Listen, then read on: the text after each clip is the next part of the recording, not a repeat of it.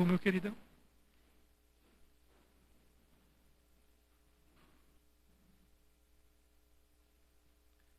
Graça e paz, irmãos. Pedro, estamos numa série expositiva em Pedro.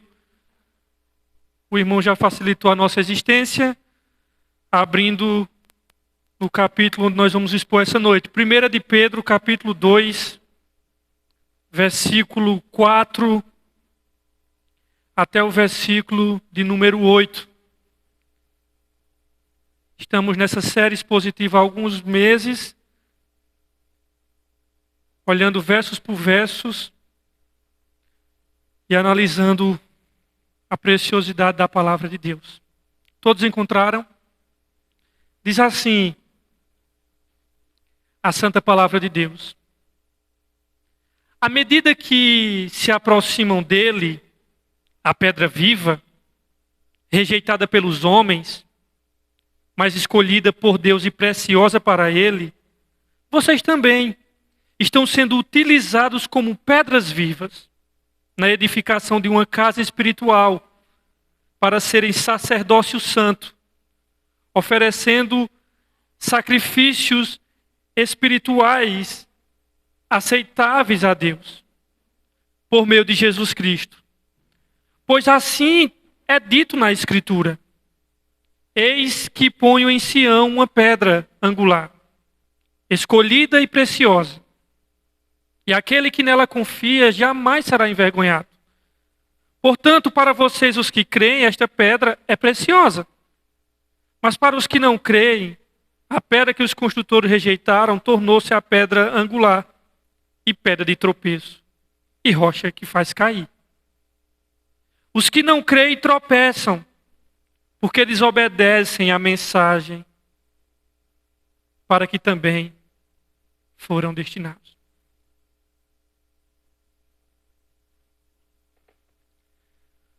No meio do caminho tinha uma pedra. Tinha uma pedra no meio do caminho.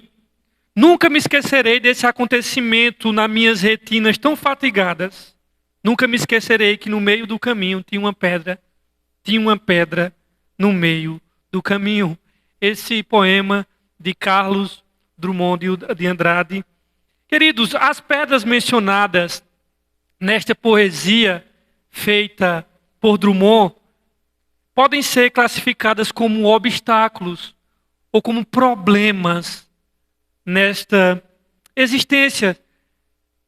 Problemas que as pessoas encontram na vida. Problemas descritos nesse poema como aqui como um caminho. Há uma pedra no meio do caminho. E essas pedras que há no nosso caminho, elas podem impedir da pessoa seguir o percurso, ou seja, problemas podem impedir você de avançar na vida. Eu não sei se essa pedra que Drummond faz na poesia era metafórica, se era uma pedra literal, mas, queridos, não é disso que eu vim falar dessa noite. Não é de uma pedra de Drummond, é de outra pedra que nós acabamos de ler. Pedras não servem apenas para Drummond fazer poemas. Pedras servem também para serem escaladas, para fazerem trilhas, para você se apoiar quando você subir em um morro. Por exemplo, eu tive a oportunidade de ir ao Rio de Janeiro 2020 e 2021, e em 2021 eu fui para a Pedra da Gávea, que é um dos pontos bem altos ali no Rio de Janeiro, mais de 2 horas de escalada. Eu não sei se Letícia colocou aí. A Pedra da Gávea é essa daqui. Eu tive a oportunidade de ir. E lá de cima é uma visão espetacular, irmãos. Lá de cima. E é algo gigantesco. Eu também tive a oportunidade de conhecer a Pedra do Dedo de Deus, que fica no caminho de Teresópolis. Teresópolis, vocês sabem onde é que fica a Granja Comari, da seleção brasileira. E é mais ou menos assim. E se chama a Pedra do Dedo de Deus. Ela é em formato de uma mão, como você está vendo, com o indicador apontado para os céus. Você fica assim, estupefato, atônito, boquiaberto, com essas pedras gigantescas. Por exemplo, e se nós pararmos para falar, por exemplo, das pirâmides egípcias, cada pedra gigantescas, templos incas que eram feitos de pedras. Por exemplo, você pode olhar uma catedral como a Catedral de Canela, ali perto de Gramado, uma catedral toda cheia de pedra. Pedra, muitas vezes, irmãos, também não é só serve para Drummond fazer poemas e nem para a gente escalar. Pedra também é utilizada para servir de objeção contra a existência de Deus. Não é raro, eu acredito que vocês já escutaram isso, de assim, as pessoas dizem assim: Deus pode fazer uma pedra tão grande que ele não consiga carregar? Já escutaram essa? E essa aí começa aquela discussão. Ah, pode, não pode, se ele não pode, ele não é onipotente, e começa essas coisas. Mas vocês sabem que é fácil de responder. Deus consegue fazer uma pedra que não consegue carregar. Se ele quiser, ele faz. Se ele quiser, ele não faz. Se ele quiser carregar, ele carrega. Se ele não quiser carregar, ele não carrega. Simplesmente porque ele faz o que ele quiser, porque ele é Deus. Sabe, irmãos, às vezes a gente foca nessa questão de discussão da pedra, se é pesada demais para Deus carregar ou não, mas a pergunta que esse texto, nessa noite, oferece, não é se existe uma pedra no teu caminho que é grande demais que tu possa carregar. Na realidade, o texto vai nos mostrar nessa noite, a pergunta que Pedro faz nessa noite para nós é acerca de uma pedra que está no caminho de todos os seres humanos. Uma pedra que não tem como você carregar. E é isso que importa. Essa pedra que nós vamos falar nessa noite, nem você e nem eu, e nenhum de nós, temos condições de carregar. E você vai ter que sair daqui dessa noite para sua casa sabendo onde está você em relação a essa pedra, que não pode ser removida. A pedra que nós vamos falar nessa noite, irmãos, ela é uma pedra que o mundo gira em torno dela. Ela é uma pedra que, quando retornar, vai destruir todos os reinos desse mundo, segundo Daniel. E eu quero dizer nessa noite que você está aqui, em relação a essa pedra, só existem duas possibilidades para você. Ou você vai subir nela e vai se tornar algo muito impressionante, ou você vai tropeçar nela e vai tropeçar feio nela e você vai ser esmagado por ela. Então não tem uma terceira via. Só existe duas alternativas. Ou você está fundamentado nessa pedra, ou essa mesma pedra vai esmagar você. E você vai tropeçar feio nela. Semana passada nós vimos Pedro falando que nós devemos desejar o leite como recém-nascidos. E interessante é que Pedro passa de uma metáfora do leite e agora ele tira em outra metáfora, a metáfora da pedra. Ele faz uma transição de que nós somos em Cristo, somos recém-nascidos que devemos desejar o leite espiritual para crescer, mas ele vai mostrar nessa noite que Cristo é a pedra fundamental sobre a qual a igreja é edificada. Precisamos aproximar-nos dele. E de Cristo nós sabemos que emana todo o poder para uma nova vida e para um crescimento espiritual. E aí, veja como é que ele inicia o texto que nós acabamos de ler hoje. Ele diz assim: à medida que aproximam-se, você diz assim, aproximando-se dele, chegando-se a ele ou aproximando-se dele. Irmãos, aproximar-se de Jesus é um ato de fé. Se chegar a ele, como diz a minha tradução, é um ato de fé que não acontece apenas uma vez, mas é algo continuamente. E nós só podemos nos achegar a Deus porque Deus mesmo abriu o caminho dos céus à terra, dele para o homem.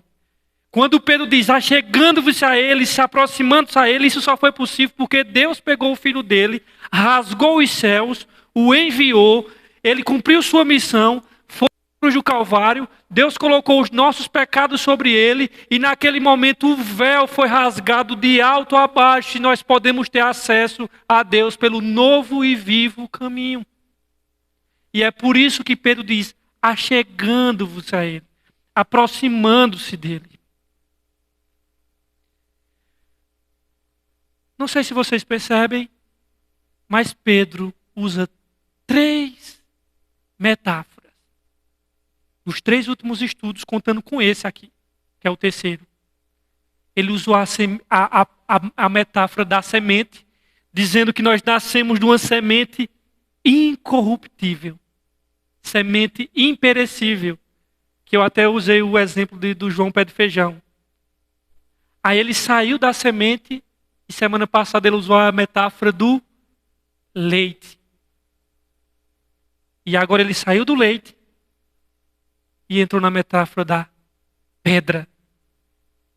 Além de nos dizer no primeiro momento a natureza dessa igreja a partir da semente, que é um crescimento dinâmico, ele nos diz, semana passada, nos disse a segunda metáfora do leite espiritual, que essa igreja deve possuir por natureza.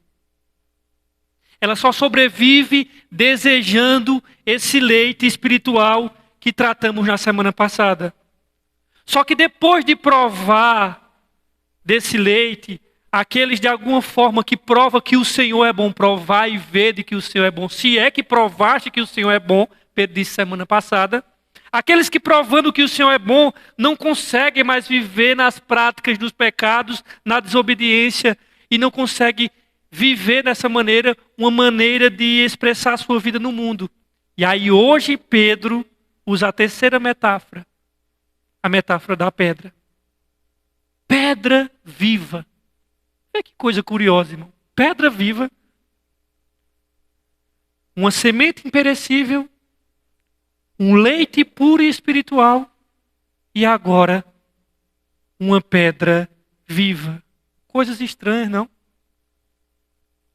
A gente sabe que a semente imperecível, a semente a gente sabe que morre. O próprio Jesus Cristo diz isso. Então é natural da semente o quê? Morrer. E a gente sabe que o leite é material. E ele diz que o leite aqui é espiritual. E a gente sabe também que pedras, elas não costumam gritar quando a gente pisa nela. Ai, que dor, sai daqui, está pisando em mim. Pedras não fazem isso. E eles dizem aqui, pedras vivas. Pedra viva. Eu nunca vi uma pedra gritar quando a gente pisa nela. Elas não respiram. Elas não têm pulmão. Elas não têm vida. Pedro não só nos fala de uma semente perecível, não só nos fala do leite espiritual, mas hoje para nós aqui, ele fala da pedra viva e de umas pedras vivas, que é a igreja. E essa é a terceira metáfora que nós vamos olhar nessa noite. Versos 4. Em primeiro lugar, irmãos, Cristo é a pedra viva. À medida que se aproxima dele, ele é quem aqui? Pedra viva, rejeitada pelos homens, mas escolhidas por Deus e preciosa para ele. A pedra viva, dependendo da sua Bíblia, a pedra que vive.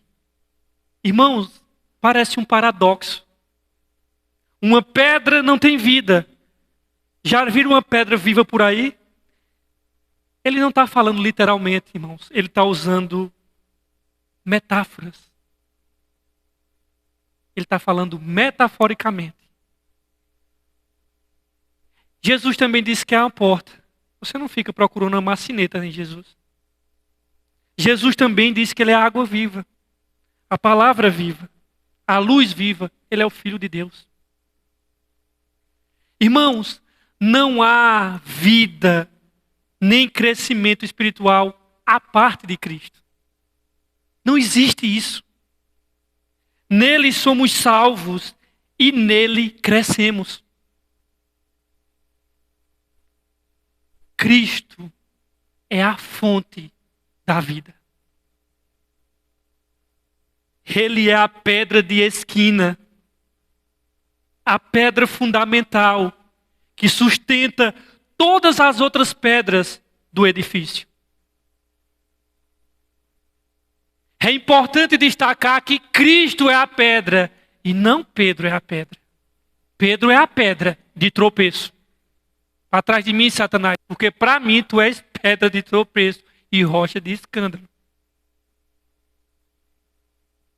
Cristo Jesus, ele é a pedra sobre a qual a igreja é edificada. Cristo é pedra fina, pedra de esquina, pedra angular. Cristo é rocha dura, toda criatura pode segurar. Nós louvamos aqui. Mais interessante, irmãos, que essa pedra viva, Pedro vai dizer que ela é rejeitada pelos homens.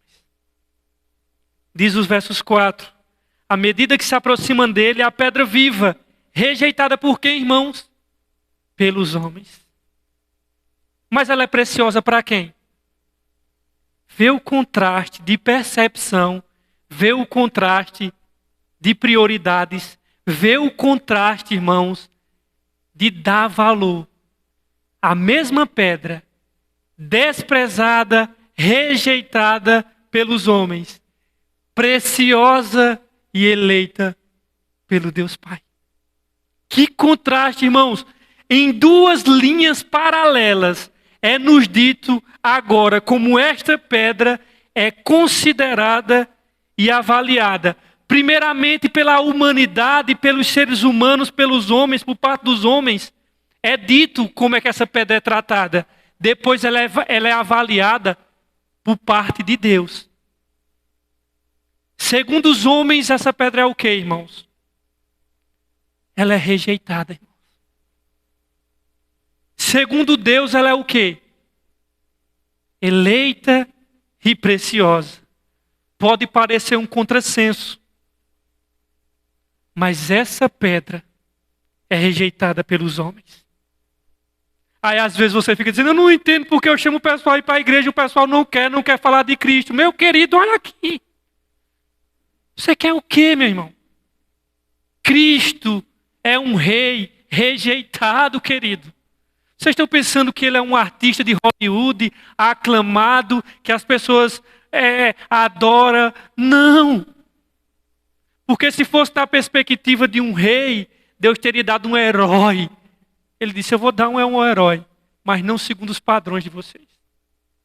É um herói rejeitado, desprezado pelos homens. Os seres humanos, entenda bem, irmãos, Cristo Jesus, ele é rejeitado pela humanidade. Rejeitado pelos homens. Os seres humanos não são capazes de encontrar um lugar para o seu Criador e para o seu Redentor. Em seus planos egoístas, Jesus não cabe.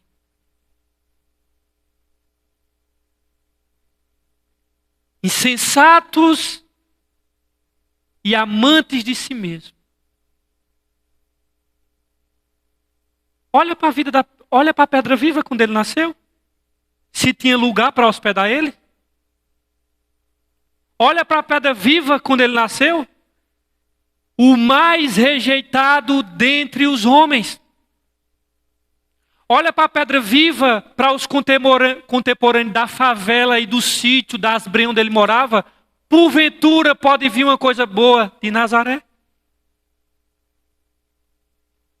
Olha para a pedra viva, o que os líderes religiosos, que eram doutores da lei, que era para ser os mais capazes de receber o Messias, vê como trataram a pedra viva? Endemoniado e bebarrão, chamaram ele. Olha para os líderes políticos e veja como é que eles trataram a pedra viva. Olha para Isaías 700 anos antes. Isaías não diz que ele foi um dos mais rejeitados entre os homens. Não, o artigo é definido. O mais rejeitado dentre os homens. Ah, foi naquela época. Não, querido. Ele sempre será rejeitado pelos homens. Não pense que as massas, as turbas, elas vão aclamar Jesus. Ele é a pedra rejeitada. Veio para o que era seu, e os seus receberam ele com alegria? Não. A mesma multidão que clama na Semana Santa, Hosana, Hosana. Na mesma semana grita, crucificam, crucificam. Rejeitada entre os homens. Você já experimentou rejeição, irmãos? Você que está aqui nessa noite. Talvez você possa ter tido rejeição dos seus pais. Eu fui rejeitado pelos meus pais. Talvez você tenha sido rejeitado pelos seus familiares próximos. Deixa eu ver se tem algum menino novo aqui. Só tem aquele ali. Quer dizer assim, talvez você tenha sido rejeitado pela gatinha do colégio ou da faculdade. Mas não tem aqui dessa faixa etária. Talvez você tenha sido rejeitado no seu emprego. Não, nós não precisamos mais de você. Você é descartável aqui. Deixa eu te dizer uma coisa, irmão. Você pode ter sido até rejeitado na igreja. Mas eu quero te dizer que o teu Salvador conhece o que é rejeição. O teu Salvador sabe o que é ser rejeitado. Uma das maiores dores no coração humano é a rejeição. O Salvador conhece bem o que é isso. Então, quando tu sentir uma picada, uma ferroada da rejeição, diz assim: o meu Salvador sabe o que é isso em doses cavalares, desde quando ele nasceu. Quando ele era infante, o imperador romano quis matar ele, porque ficou sabendo que em Belém tinha nascido o rei. Então, irmãos, quando essa picada doer, a picada da rejeição doer, lembra que teu Senhor passou por isso. Mas sabe o que aqui Pedro nos fala? Que ele não só foi rejeitado. Porque o que não importa, irmãos, não é a opinião dos homens. O que importa é a opinião de Deus. Mas antes de olhar a opinião de Deus, só para fechar nesse assunto de rejeição, tu tá com medinho de ser rejeitado pelo mundo, irmão? Querido, se tu anda com Cristo, o teu caminho é ser rejeitado também, brother. E se tu não anda sendo tão rejeitado pelos círculos que tu anda, é porque tu és um dissimulado, camaleão. E tua presença não é uma testemunha fiel de Cristo. Porque se tu é uma presença fiel de Cristo onde tu anda, vai chegar momentos que tu não vai se encaixar. E tu não vai ser tão bem.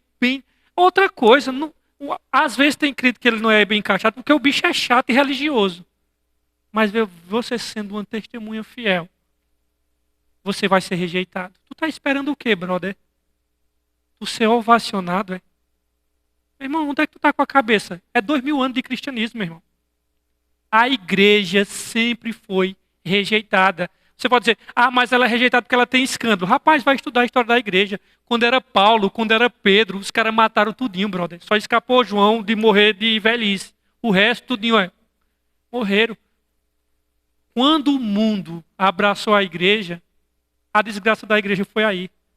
Porque o nosso caminho é ser rejeitado, querido. Não espere outra coisa. Tem crentes que ficam com nojinho de se sujar, porque o mundo vai achar que ele é como os outros. Quem está com nojinho, irmão, de se sujar é. A gente tem que ser malquisto mesmo, não tem problema não, irmão. Qual é o problema? Tá com medinho de tua reputaçãozinha ficar mal na fita numa terra onde teu Salvador foi chamado de endemoniado? Tu é daqui, brother, para estar querendo reputação? Não tem problema nenhum não, irmãos. Ser rejeitado. Esse é o caminho.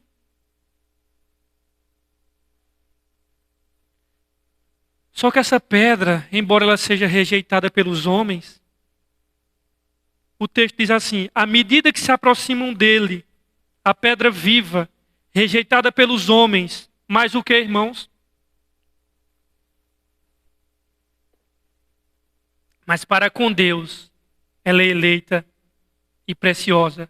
Aos olhos de Deus, o Senhor Jesus é a pedra eleita e preciosa.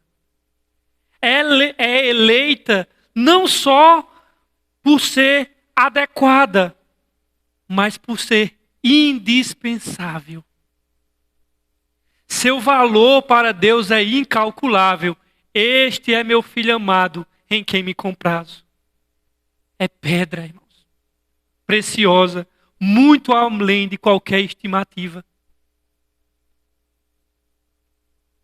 Se Jesus Cristo é a pedra rejeitada pelos homens, para Deus, Ele é a pedra eleita e preciosa. Irmão, isso Pedro está sendo claro, pintando em um quadro vívido. Isso mostra o contraste entre o apreço de Deus por Cristo e o conceito que o mundo tinha dele. Vocês não estão percebendo aqui o contraste gritante entre o preto e o branco? Aqui não, irmãos. É gritante. Eleita e preciosa para Deus e rejeitada pelos homens. O contraste aqui, irmãos, é brutal. E os versos 5 diz que o apreço de Deus por Cristo se aplica a nós. Versos 5. Vocês também estão sendo o quê? Utilizados como pedras o quê? Vivas na edificação de uma casa espiritual. Vamos parar por aqui. Cristo é chamado de pedras vivas. E os cristãos é chamado de quê? Pedras vivas. O mesmo título que é dado a Cristo é dado a nós. Irmãos, Pedro faz uma transição de quem Cristo é para o que nós somos nele. Nós somos pedras vivas, irmãos. Se Cristo é a pedra que vive, os que estão nele são como pedras que vivem, pedras vivas. Deus nos faz templo do Espírito Santo. A igreja é feita daqueles que compõem, que a compõem, antes do que a estrutura que possui. Igreja é isso daqui. Igreja não é isso daqui. A igreja existe sem o prédio, mas a igreja não existe sem as pedras vivas. Isso significa que os nossos investimentos precisam ser mais focalizados em pessoas do que em estruturas. A estrutura ela é importante, ela é serva das pessoas, as quais precisam se reunir como dispersos que são ajuntados como um povo. Comunhão eclesiástica não é uma vantagem opcional. Comunhão eclesiástica é isso que eu estou falando aqui. Que pode ser acolhida ou ignorada como um clube social. Não é opcional não, querido. É ordem. É um chamado de todo remido. Existe uma etnicidade espiritual que pertence à igreja de Cristo. Essas pedras vivas estão em Caruaru. Essas pedras vivas estão no sertão. Essas pedras vivas estão dentro da mata amazônica. Essas pedras vivas estão nos Estados Unidos, estão no Peru, essas pedras vivas estão no Chile, essas pedras vivas estão na Colômbia, estão no Japão, essas pedras vivas estão na China, essas pedras vivas, elas são multiétnicas. Essas pedras vivas são a igreja de Cristo, que é dinâmica, orgânica, que está espalhada no mundo inteiro.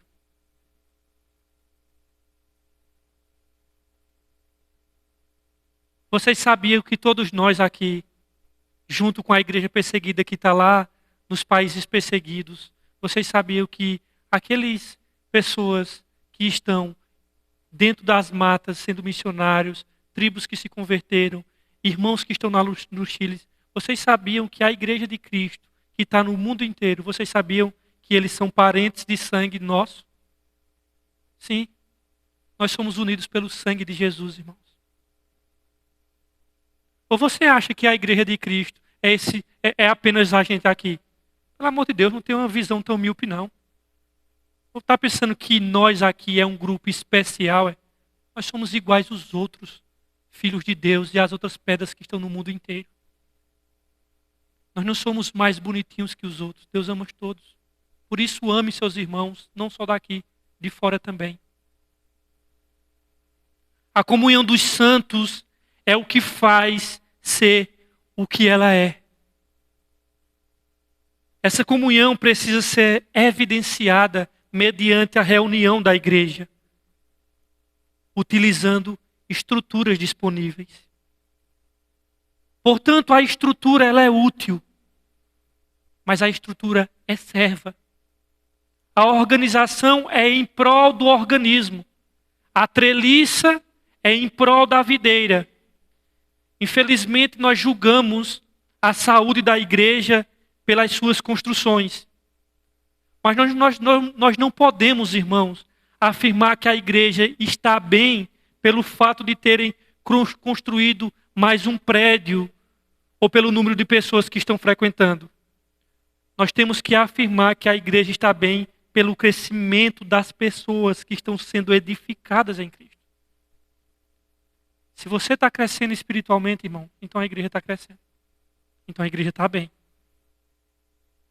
Porque a igreja está bem na medida que essas pedras vivas que estão aqui nessa noite estão crescendo espiritualmente. Então a igreja está bem.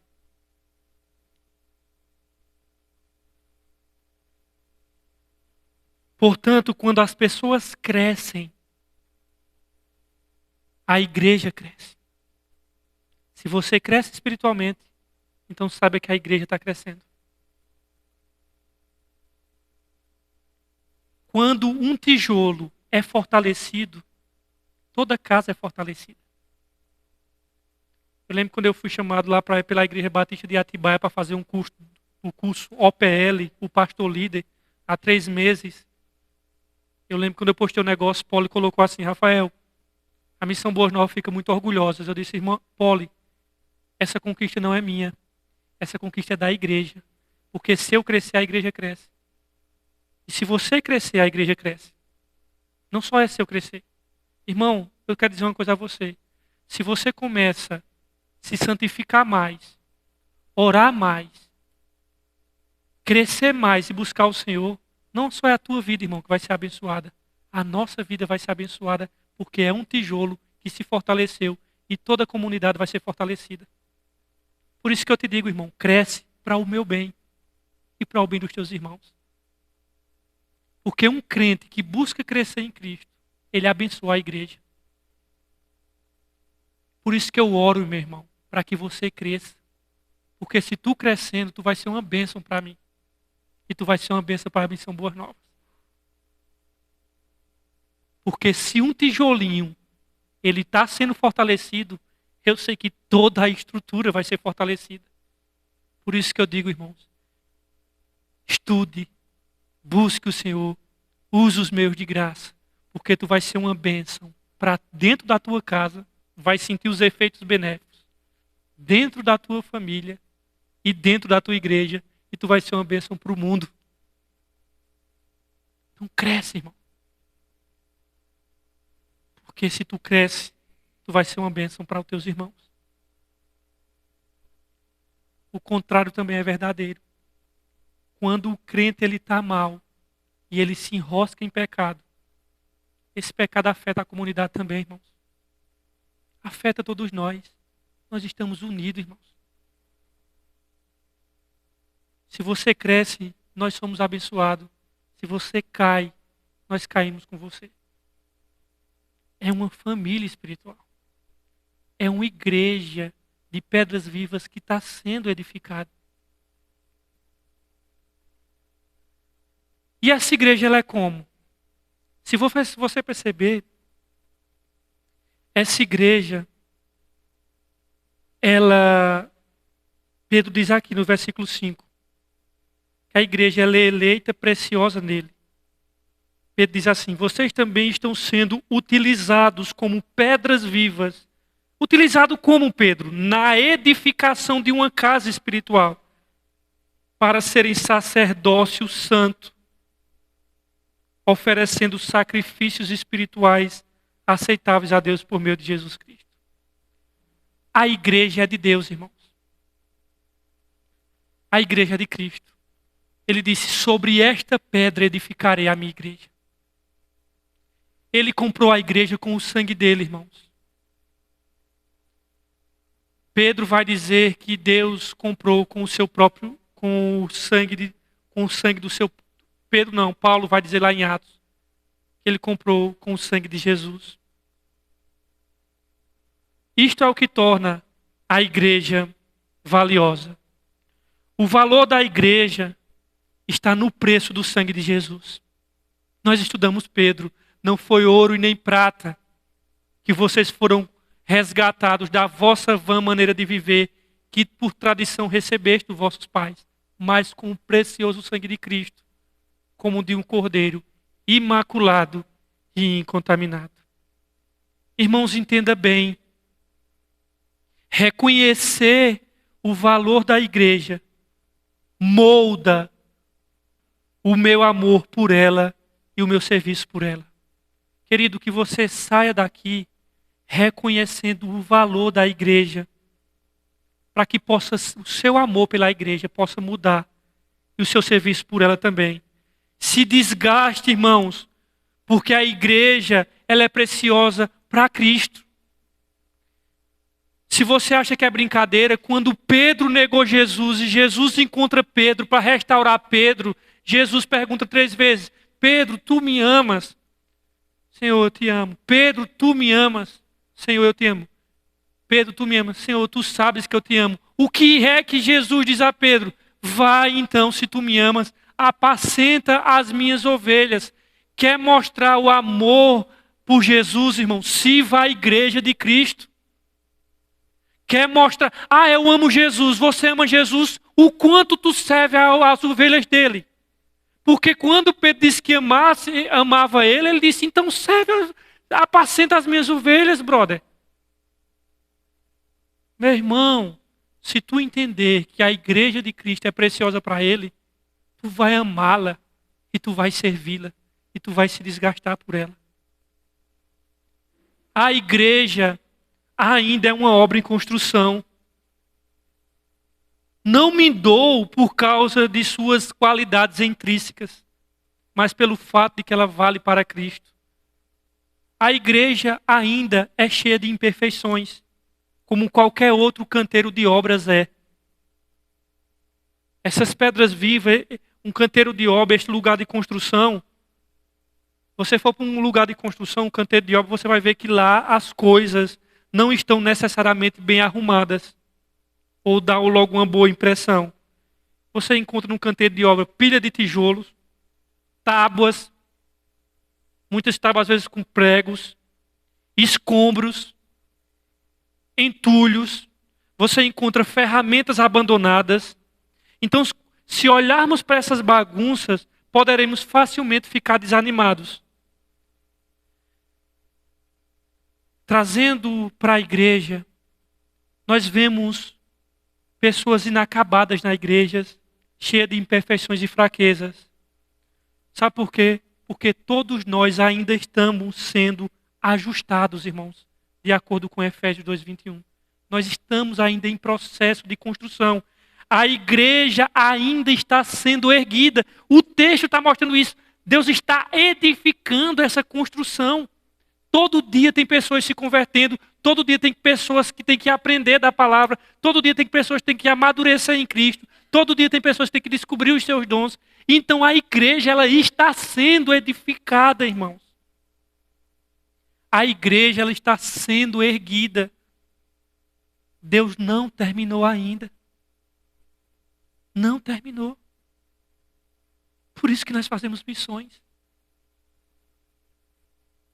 As imperfeições e as marcas na igreja visível ainda estão sendo refinadas pelos mestres de obras.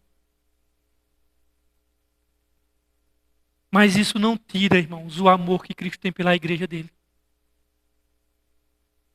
O amor que ele já teve pela essa igreja, porque ele já amou. E o amor que ele tem por ela.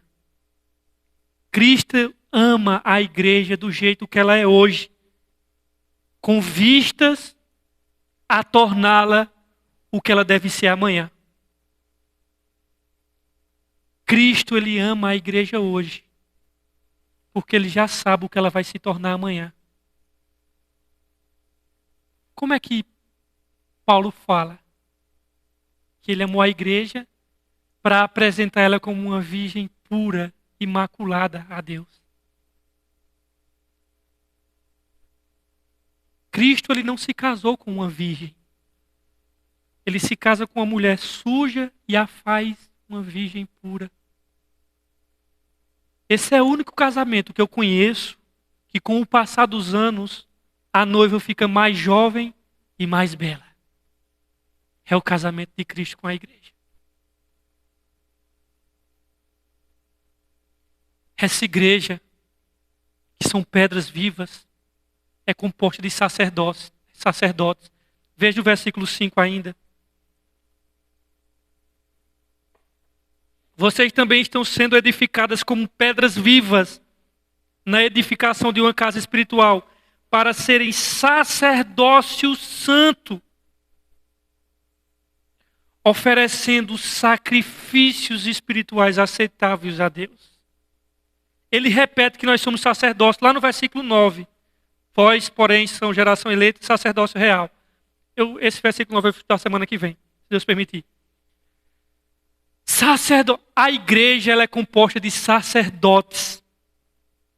E isso aqui, irmãos, corrige, retifica o nosso entendimento dos ofícios de Cristo. E, consequentemente, da membresia da igreja. Curiosamente, o mesmo texto chama os fiéis de templo, de casa espiritual, habitação de Deus, e ao mesmo tempo chama de sacerdotes, que eram os oficiais que Deus tinha no Antigo Testamento. Sermos chamados aqui no texto de sacerdócio santo significa que fomos aproximados de Deus. Um acesso total a Ele. Como era que o sumo sacerdote tinha? Ele tinha acesso à presença de Deus.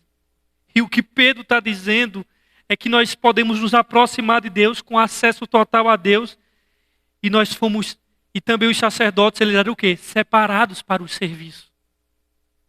E nós vemos aqui que nós fomos separados por Ele para o seu serviço exclusivo. Sermos, irmãos,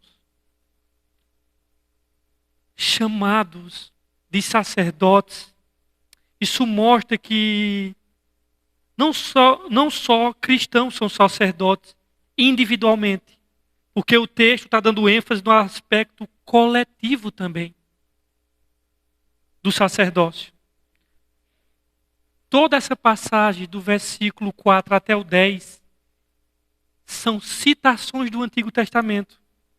E quando ele diz assim, vós são sacerdócio, ele está fazendo uma citação aqui, pegando emprestado Êxodo 19:6, e ele aplica aqui à igreja.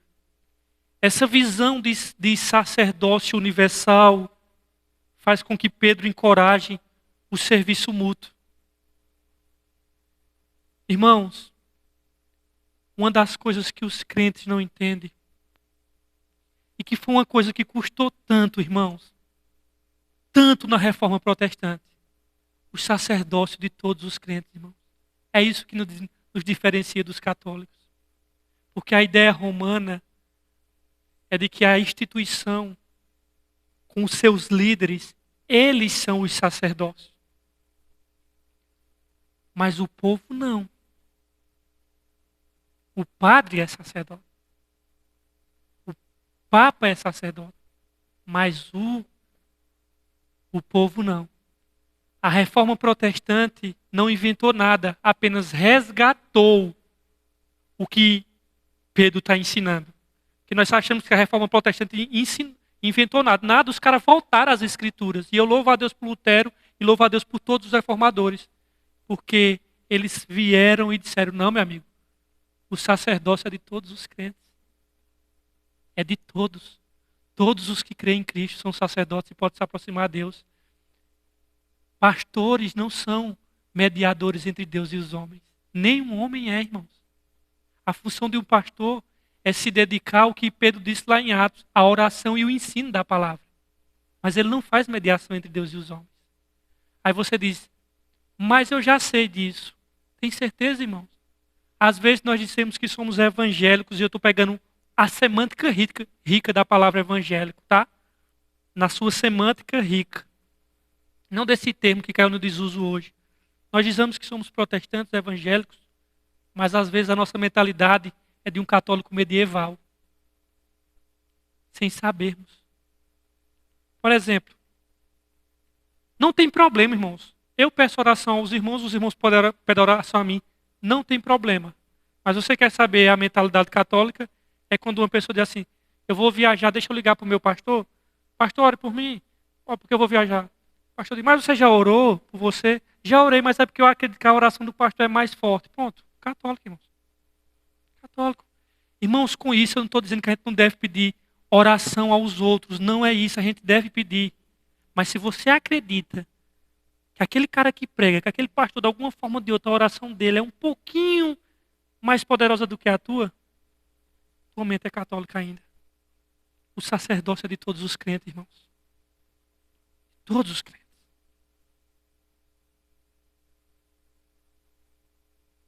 Essa visão de sacerdotes universal faz com que Pedro encoraje o serviço mútuo. Como era que os sacerdotes do Antigo Testamento eles faziam? Eles ofereciam sacrifícios de sangue a Deus. Ou às vezes algumas sementes, algumas ervas, incensos. Nós somos sacerdotes, mas nós não precisamos oferecer mais sacrifício de sangue. Sabe por quê? Nós não precisamos de sacrifício de sangue de animais, porque nós oferecemos sacrifícios espirituais a Deus. De acordo? Irmãos, nós somos o templo e os sacerdotes ao mesmo tempo. No Antigo Testamento tem um templo e dentro do templo tem os sacerdotes fazendo serviço. Pedro está dizendo que nós somos agora o templo e nós somos os sacerdotes ao mesmo tempo. Romanos 12:1 diz, apresentai os vossos corpos a Deus como um sacrifício vivo, santo e agradável a Deus, que é o vosso culto racional. Hebreus vai dizer que nós oferecemos a Deus sacrifícios de louvor. Os nossos sacrifícios, irmãos, são espirituais que nós oferecemos a Deus. Não há espaço nas páginas do Novo Testamento para uma classe de sacerdócios especiais. Como algumas igrejas, como a igreja de Roma, por exemplo, o padre e os bispos são chamados de sacerdotes. A Bíblia diz que todo aquele que se aproxima da pedra viva é pedra viva e esse é sacerdócio real e santo. Todo cristão, todo remido, todo aquele que nasceu de novo, ele é um sacerdote e ele oferece diariamente sacrifícios ao Senhor. E uma pergunta que eu quero fazer a você nessa noite é,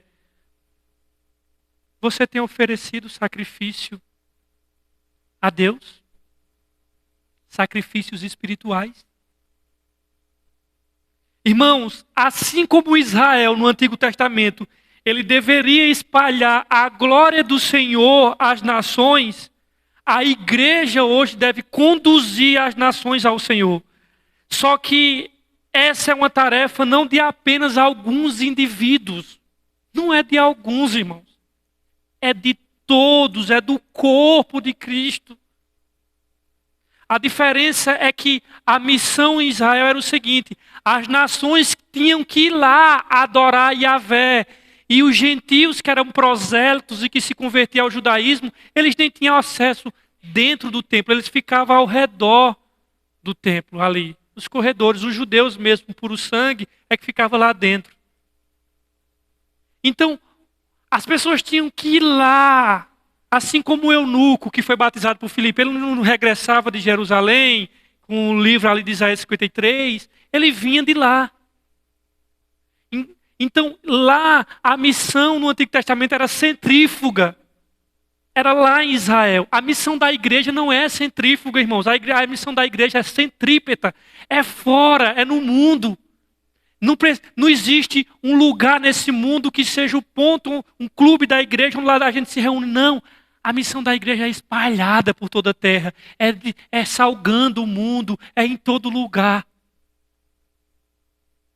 Por isso que não é vinde, Jesus disse. É ide e pregar o evangelho. Não é centrífuga. É centrípeta. Não é no centro. É indo. E aí, dos versos 6 até o versículo 8, é uma dezena de citação do Antigo Testamento. É sempre citação aqui do Antigo Testamento. Ele diz assim: pois assim é dito na Escritura. Irmãos, todas as vezes que aparecer no Novo Testamento, assim está escrito, pois está escrito, lembre-se que está escrito é no Antigo Testamento. Porque quando Pedro estava escrevendo Pedro, não tinha um novo.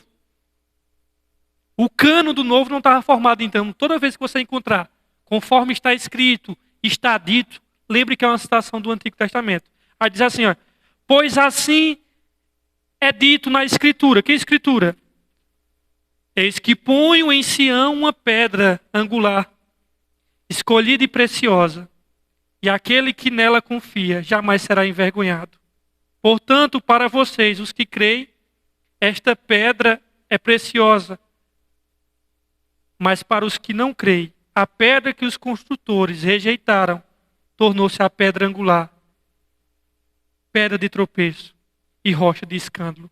Irmãos, esse versículo 6 até o versículo 8, Pedro está trazendo aqui uma série de citações do Antigo Testamento para explicar que Jesus, quem Jesus é e o que Jesus fez. Pedro entendeu duas coisas, meu querido, que se você não entender, você não entendeu nada do Antigo Testamento. Quais são as duas coisas que Pedro entendeu de Jesus e do Antigo Testamento? A primeira coisa que Pedro entendeu, preste muita atenção aqui, Pedro entendeu muito bem que o Antigo Testamento todinho é acerca de Jesus. Jesus mesmo falou isso lá no caminho de Emaús, quando ele encontra dois discípulos, um cujo nome é Cleopas e o outro cujo nome não é mencionado. Ele diz assim, que palavras são essas? No domingo de manhã, que palavras são essas que trocais entre vocês? E ele se assusta e diz assim, por acaso tu és peregrino aqui em Jerusalém e não sabe as coisas que têm acontecido nesses últimos dias? Aí lá vem a pergunta irônica de Jesus. Quais coisas têm acontecido? Acerca de Jesus Nazareno, que era um profeta diante de Deus e poderoso em obras, fazendo maravilhas. Nós esperávamos que fosse ele que remisse Israel, mas agora já é o terceiro dia. E os príncipes o crucificaram, se bem que uma das mulheres disse que ele ressuscitou.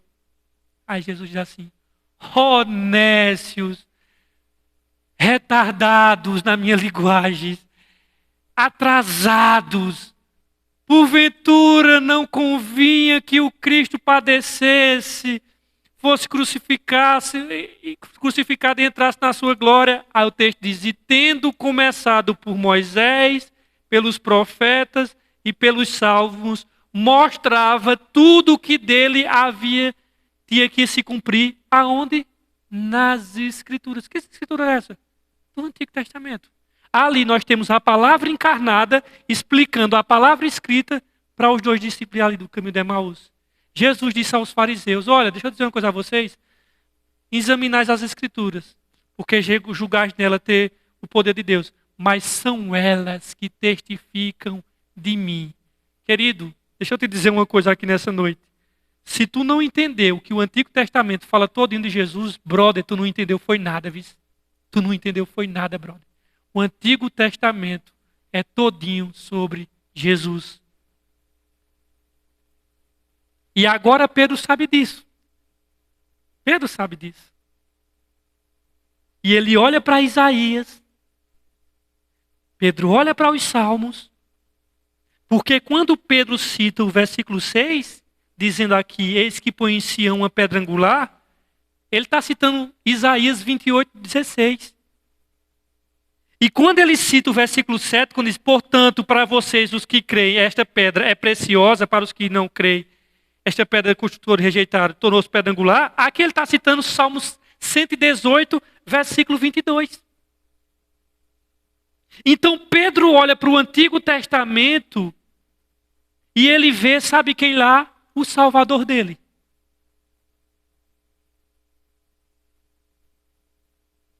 E só quem entendeu isso, entendeu o Antigo Testamento. Não entendeu isso, brother? Então, dá uma reciclada no teu conhecimento, viu? Porque tu não entendeu nada. Porque o Antigo Testamento, ele orbita ao redor de Jesus. Segunda coisa que Pedro entendeu. Pedro entendeu que Jesus é divino. Entendeu que Jesus é Deus. Não o Pai, mas que Jesus é Deus. Por que ele entendeu isso? Porque ao citar essas passagens aqui, essas passagens lá estavam sendo aplicadas, sabe quem? A Yahvé, a Deus, o Pai. E Pedro aplica aquilo que lá no Antigo Testamento é dito sobre Deus. E aí é importante fazer essa conexão aqui. E aí é onde você pode utilizar até para pregar testemunho de Jeová, que não crê na divindade de Jesus. Pedro pega as coisas que Isaías e que Salmos falaram acerca de Deus, e ele fala que essas coisas são verdades acerca de Jesus. Qual que é a implicação disso, hein? Qual é a implicação disso? É de que Jesus é Deus, irmãos. Que Jesus é divino. Eu não estou dizendo que ele é o Pai, mas que ele é divino. É isso aqui o ponto. É exatamente isso que Pedro disse a Jesus lá durante o ministério terreno de Jesus. Que é exatamente a fala de Pedro lá em Mateus 16. Quando Jesus chega assim, diz assim, quem dizem os homens seus filhos do homem? Aí lá vem os discípulos trazendo o censo do IBGE. Um estão dizendo que tu és João Batista, outros estão dizendo que tu é Elias, outros estão dizendo que tu és um dos Jeremias, e outros estão dizendo que tu és um dos profetas. Jesus, tá beleza, o ranking do IBGE vocês já trouxeram. Agora eu quero saber quem eu sou para vocês. Aí lá vem Pedro. Tu és o Cristo, o Filho do Deus vivo. Ele dizer que Jesus era o Cristo, que era o equivalente ao Messias do Antigo Testamento, disse muita coisa. Era o libertador, mas quando ele disse o Filho do Deus vivo, meu querido, aí ele deu um salto que só revelação divina. Ele estava dizendo assim, olha, tu és Deus em carne e osso aqui. Tu és a encarnação da divindade. Tu és Deus de Deus, luz de luz. Tu és aquele que Isaías anelava. Tu és aquele que aqueles profetas ansiavam. Tu és o grito de Miqueias. Tu és o desejado das nações. Tu és a encarnação da divindade. Tu és filho de Deus. Tu és o Deus Filho. Então, aí Jesus diz assim, tu és um homem feliz, Jonas. Simão Bar Jonas. Bar no hebraico é filho. Filho de Jonas. Porque Jesus diz, tu és bem-aventurado, que é mais que feliz. A palavra ali, Macários. Tu és mais que feliz. Tu és bem-aventurado, Simão Bar Jonas. Filho de Jonas. Por que Jesus diz Bar Jonas?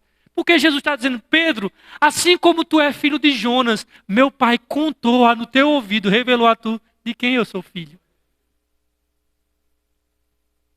Eu sou filho dele mesmo, Pedro. Eu sou o filho do Deus vivo. Agora, Pedro, antes que tu se exalte, antes que tu se ufane, antes que tu se ensoberbeça, achando que tu tivesse uma sacada que ninguém teve, eu quero te dizer que não foi nem carne e nem sangue que te revelou essas coisas. Foi meu Pai que contou a tu. O que Pedro estava, quando ele disse nem carne nem sangue, não foi o teu muito pensar, o teu muito lucrubar, uma pesquisa que tu fizesse na Wikipedia, ou Wikipedia, no Google. Não foi uma análise matemática que tu chegou nessa conclusão. Foi meu Pai que revelou a tu de quem eu sou filho. Você vê Deus inteirinho no seu primo segundo, porque era primo segundo dele, João Batista. Só Deus, meu amigo. Para dizer assim, essa é a encarnação da divindade. E por isso que quando Pedro aplica aqui essas passagens de Isaías e de Salmos, que era aplicada a Deus no Antigo Testamento, Pedro, ele tinha entendido já lá desde Mateus 16, quando Jesus pergunta sobre o Filho do Homem. E ele dá a resposta completa. Tu és o Cristo, o Filho de Deus vivo. Porque Cristo, ungido, é aquele que todos nós, ele está dizendo, esperávamos que ia libertar. E que ao mesmo tempo é uma das pessoas da divindade. É uma revelação, irmãos, que o próprio Jesus disse isso para ele. Jesus disse, foi meu Pai que te revelou. E Pedro disse, em bom português, Tu és Deus que vieste em carne e sangue. Se você tiver dúvida, note a nota de rodapé. Lá em Paulo a Timóteo, Paulo diz, grande é o mistério da piedade. Deus foi feito em carne, manifesto entre os homens, recebido entre os anjos e adorado entre os céus. Grande é o mistério da piedade. Vai ver qual é o mistério da piedade lá, o que ele diz? Deus sendo feito em carne. E Pedro disse, tu és Deus que vieste em carne e osso para nos salvar. Aí Jesus disse, sobre esta pedra eu edificarei a minha igreja. Pedro não é a pedra. Quem é a pedra? A pedra é Jesus conforme a descrição de Pedro. Por que não tiver outras descrições de Jesus? Jeremias, João Batista, um dos profetas. Jesus disse, nenhuma dessas descrições é verdadeira. Agora tu é. Então, quem é a pedra? A pedra é Cristo, conforme a descrição de Pedro. Por isso, os anunciados e as confissões de fé são importantes. Se o camarada crê que Jesus é o maior de todos os líderes que a humanidade já conheceu, isso é verdade? É verdade. Mas isso não torna ele remido e não faz membro da igreja de Jesus. Ah, mas se o camarada disser que Jesus é o maior ser humano por excelência, um exemplo a ser seguido. Verdade, mas isso não faz você membro da igreja de Cristo e remido. Ah, e se ele disser que Jesus é o mestre por excelência, um iluminado que trouxe revelações únicas, como dizia Vitor Hugo. Vitor Hugo dizia, em cada uma das grandes referências morais da humanidade, nós vimos uma luz que se acendeu. Quando Jesus de Nazaré apareceu, nós vimos o sol. É verdade. Mas isso não faz ele remido e nem membros da igreja de Jesus. Qual é a confissão que a igreja de Jesus, qual é a confissão que as pedras vivas, que os sacerdotes e que os remidos dizem? A igreja diz, Jesus é Deus feito em carne, Jesus é o Filho do Deus vivo. A igreja é detentora dessa verdade. Então, meu querido, você pode elogiar Jesus do jeito que você quiser. Isso não torna você membro da igreja dele nem remido. Porque existe uma confissão de que Ele é Deus que nos visitou. E o que é que torna os membros da igreja de Jesus? Que Jesus Cristo é Deus, que veio em carne e osso para nos libertar. O Verbo se fez carne, o Verbo estava com Deus e o Verbo era Deus. E Ele é o Deus Filho que se fez o Cordeiro de Deus que tira o pecado do mundo. E é sobre esta pedra, é sobre este enunciado que a igreja está edificada. E digo, esse enunciado foi o Pai que contou a nós, viu? convencendo-nos do pecado, da justiça e do juízo. Não foi que você foi mais esperto do que Pedro. Foi o Pai que revelou. Revelada pelo próprio Pai, como o próprio Jesus afirmou.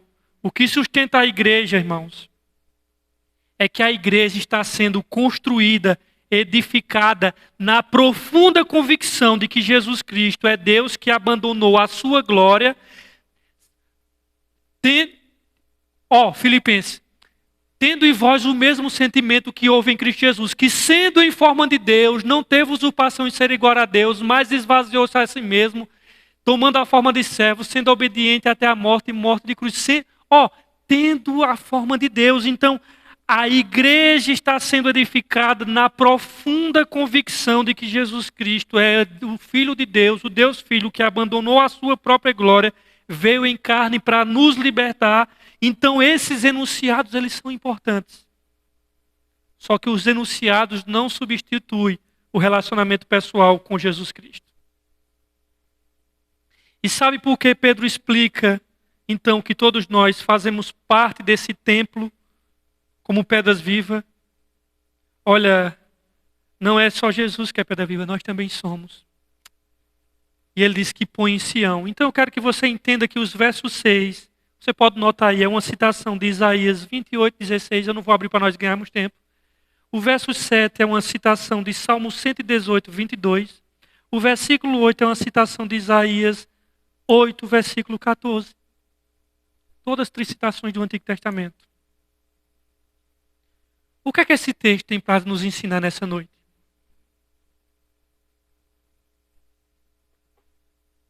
Toda vez que quando a gente lê a Bíblia, ela exige uma resposta de nós. Ela exige uma resposta. O que é que esse texto pede de nós?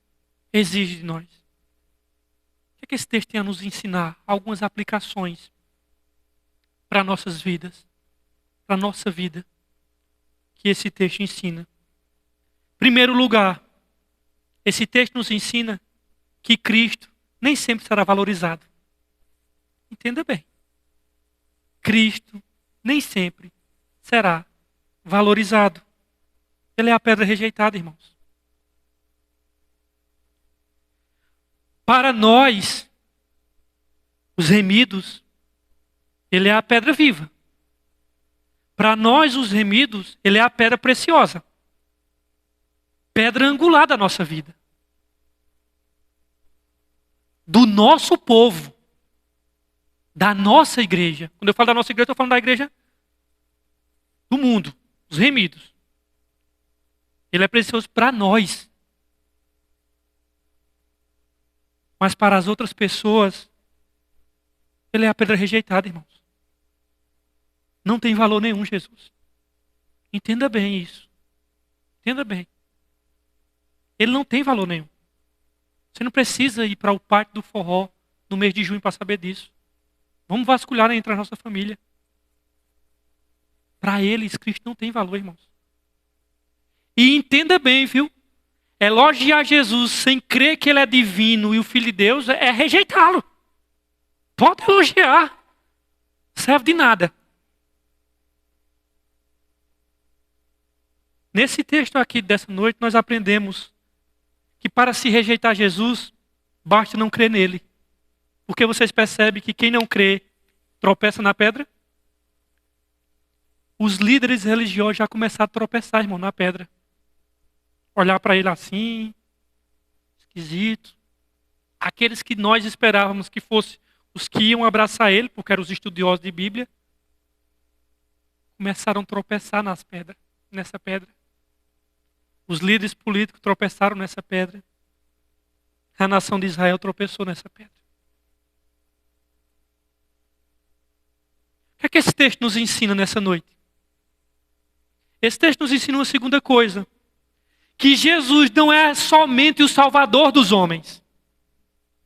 Ele é a pedra que vai condenar os seres humanos. Ele é a pedra que condena as pessoas. Vocês leram, não, irmãos? O texto está muito claro. É a pedra de tropeço. É a pedra que vai esmagar as pessoas. Olha o finalzinho do verso 9. Os que não querem tropeçam porque desobedecem à mensagem para o que também foram destinados. O texto está nos ensinando não apenas que Jesus é o Salvador dos homens, dos seres humanos. Ele é a pedra de tropeço, ele condena as pessoas. E aqui eu vou deixar uma coisa bem clara para você, meu irmão. Se você quer realmente ter um retrato de Jesus completo, não seja um mosaico incompleto, um Jesus deturpado pela metade, nós não devemos fixamente olhar com um Jesus apenas que abraça criancinhas, um Jesus que tem palavras melífluas, doces, isso é verdade também.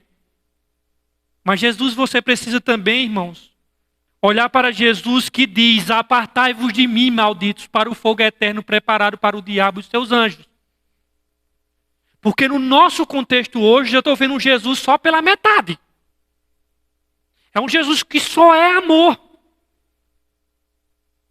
Que de fato ele é amor. Mas esse não é o quadro completo. Nós devemos olhar para o Jesus que diz: saiam daqui, malditos, para longe de mim, porque eu não conheço vocês, nunca vos conheci. O mesmo Jesus que chegou no templo, pegou o chicote e desceu a pua na galera. Muita gente lá. É o mesmo Jesus que olhou que olhou para os religiosos fariseus da época dele e por 7 vezes disse: hipócritas, hipócritas, hipócritas. 7 vezes. Vocês são filhos do inferno. Vocês são raça de víboras. Vocês são falsos mesmo. Essa pedra salva. Essa pedra condena. Essa pedra você pode erguer a sua vida sobre ela, ou ela vai esmagar você. Veja o que Daniel diz: a pedra que vai descer vai estourar, quebrar o reino, a estátua que dá a visão de Nabucodonosor. Jesus é o Salvador, meu irmão, mas ele é o juiz.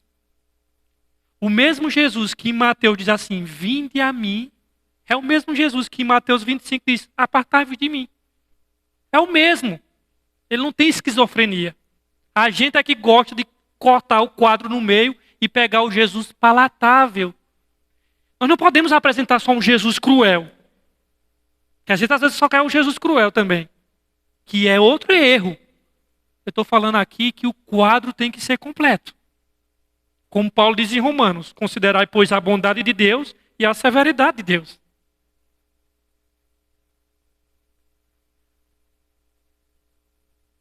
Precisamos ter uma imagem completa da pessoa de Cristo, porque às vezes parece que Jesus, que as pessoas adotam, é um pedaço dele. E não ele completo. Ele não só é amor, irmãos.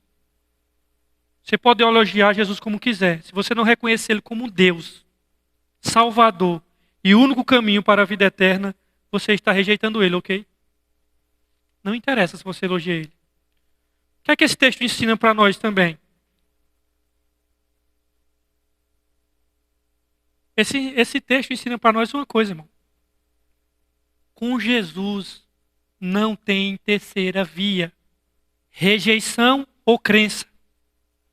Ou crê ou rejeita. E quando fala crer, é crer nos ditames do Novo Testamento, viu? É crer, não é que saber que ele existe, não. Esse texto aqui, se vocês lerem, ele está trabalhando entre crença e rejeição, irmãos. Não tem outra opção. Ou você crê na pedra, ou você tropeça na pedra. Ou você confia em Jesus, e isso quer dizer que você não confia mais em você, você só confia nele, não confia nos seus pensamentos, não confia na sua família, não confia no seu dinheiro, confie nele, e somente nele. Porque dinheiro, família,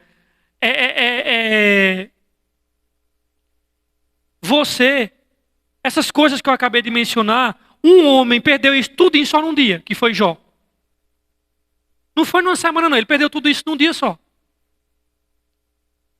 Absolutamente tudo. Isso pode acontecer com nós, sabia? Pode acontecer com você. Confie só em Jesus, meu amigo. Sabe qual é a verdadeira fé cristã? A fé cristã, deixa eu lhe explicar qual é a fé cristã. É você dizer assim, a fé cristã é uma fé que abraça Jesus. Resposta certa, porém incompleta. A fé cristã, ela tem duas mãos, meu querido. É uma via de mão dupla. A fé cristã, se você acha que isso é abraçar Jesus, você está incompleto. A fé cristã, ela vai dizer que a verdadeira fé abraça Jesus e, ao mesmo tempo, concomitantemente, simultaneamente, ela rejeita tudo mais. Porque eu posso dizer que a fé cristã abraça Jesus. Eu abraço Jesus, abraço minhas boas obras, abraço minha religião, abraço os santos, abraço seja lá o que for. Mas a fé cristã não diz que é só abraçar Jesus. Ela diz que abraça Jesus e, ao mesmo tempo, rejeita tudo mais. Porque tem pessoas que abraçam Jesus, mas vem um combo junto. E a fé cristã não é só abraçar Jesus, é abraçar Jesus e rejeitar tudo como um propósito de salvação. Porque é possível abraçar Jesus e meio mundo de coisa também. Não confie em ninguém, nem em você. Confie só em Jesus.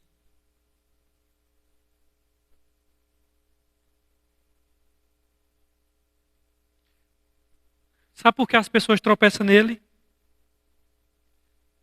E não pense que as pessoas rejeitam Jesus por um só motivo, viu, irmãos? Cada pessoa rejeita Jesus por motivos diferentes.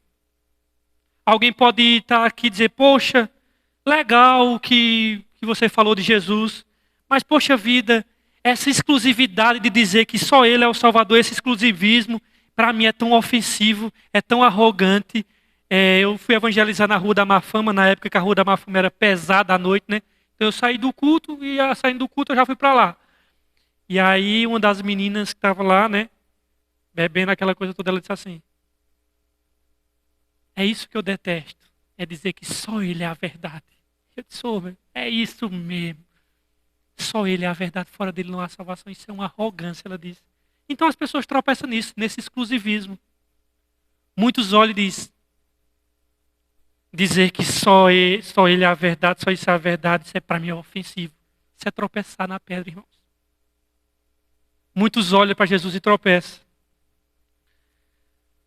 Você, meu querido, que está aqui, que está ouvindo aí, vai ouvir você pode ouvir de manhã, tarde, de noite. Eu quero dizer a você que, meu caro, você pode até achar Jesus legal. Você pode achar Jesus um mestre moral. Você pode achá-lo alguém interessante que diz coisas bonitas. Mas se você não tiver Ele como seu Salvador, você não faz parte do edifício como uma pedrinha. Você vai tropeçar nele. E você vai ser arruinado. E está perdido. Não dá para tirar essa pedra do caminho. Essa pedra, meu amigo, ela não é aquela pedrinha de Carlos Drummond de Andrade. Tem uma pedra no teu caminho. E você precisa definir sua relação com ela. Não dá para contorná-la. Não dá para removê-la. Qual a sua relação com essa pedra? A Bíblia é muito séria em dizer que muitos tropeçam nela. A Bíblia diz que só quem crê em Jesus será salvo. E ao mesmo tempo que ela diz que só quem crê em Jesus, mas ao mesmo tempo ela diz todo mundo que crê em Jesus. Só quem crê em Jesus e ao mesmo tempo todo mundo que crê. Eu não conheço seu coração, Deus conhece. Talvez você levante sérias objeções quanto a se entregar a Cristo. Não sei se eu vou me entregar a Ele. Não sei se eu vou seguir essa verdade de Jesus. Talvez você se escandalize não pelo exclusivismo, mas pela ideia dele ser Deus. Será que Jesus é Deus? Talvez a ideia dele ser divino te escandalize. Talvez você ache meio chocante. Quem sabe um pouco bárbaro e brutal esse negócio de Deus matar o seu filho na cruz. Que é isso? Deus que mata seu filho. Você está tropeçando já na pedra, viu? Ao pensar isso, já começou a tropeçar. Talvez você não goste do que ele diz acerca de que quando a gente segue ele espera uma vida de obediência.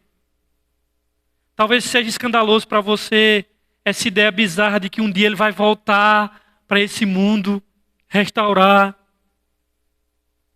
Talvez você ache, comece a tropeçar nele, nem pela divindade, nem pelas coisas que eu mencionei, mas talvez você comece a tropeçar nele porque você acha assim, essa história de que um homem voltou dos mortos, terceiro dia ressuscitou, sei lá se isso é verdade.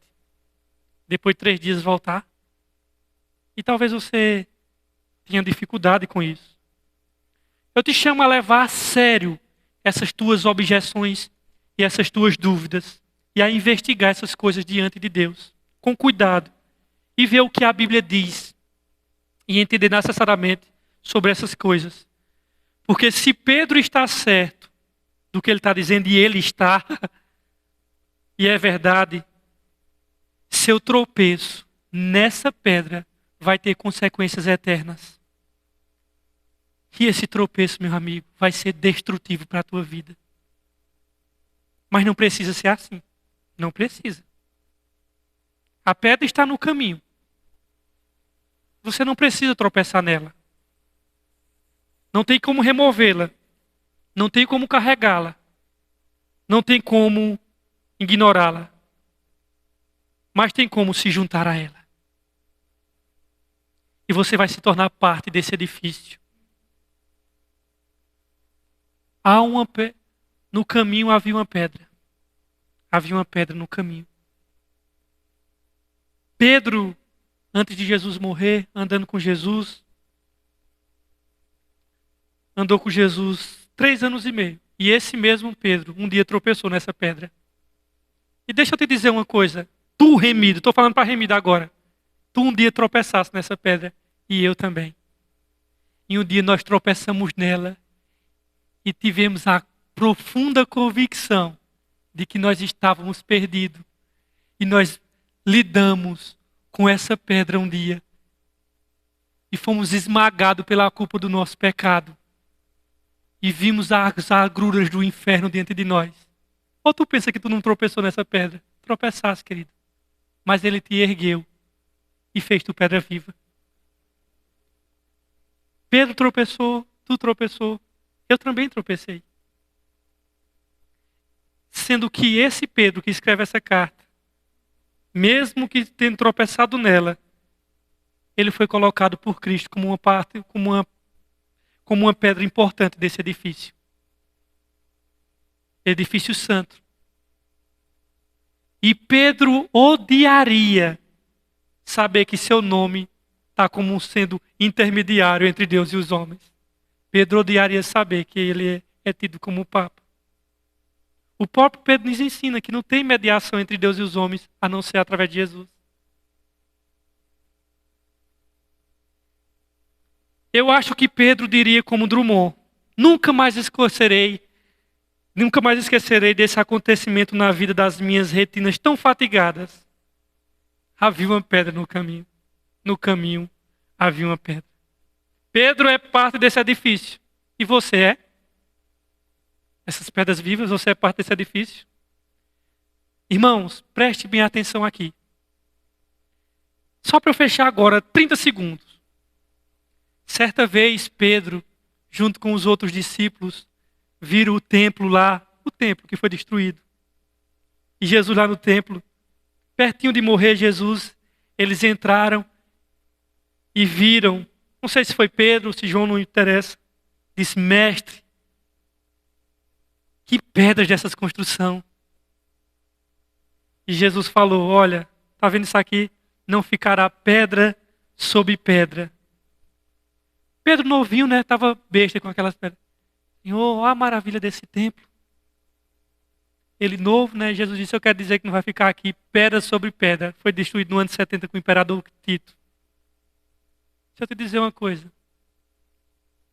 Se eu pudesse dar um abraço em Pedro aqui nessa noite. E aí, Pedrão, como é que tá aqui, ó? Pedro olharia para Jesus assim, com os olhos cheios de lágrimas. Ele olharia para vocês nessa noite. Olharia para Jesus. Olharia para vocês com os olhos cheios de lágrimas. E diria: mestre, que pedras são essas? Que pedras, Senhor, com vocês nessa noite? Que belas pedras, Senhor. Deus abençoe a vida de vocês.